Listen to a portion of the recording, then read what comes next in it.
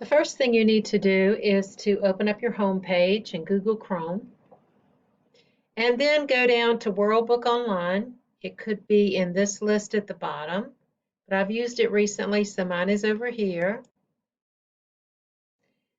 Then it will bring us to the home page for World Book. We want to use Student.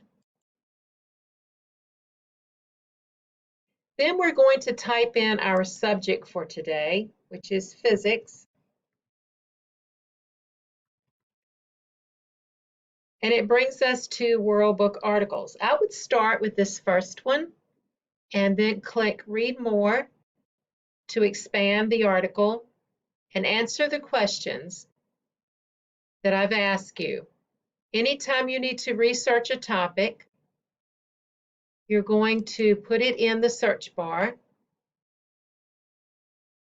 If you need to come back out and look specifically for another topic or use keywords, you can do that also.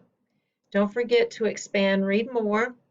And also below that may be some more links, some more articles that you could use. But I would start out with the initial one first. So I have the most specific and detailed facts at the beginning.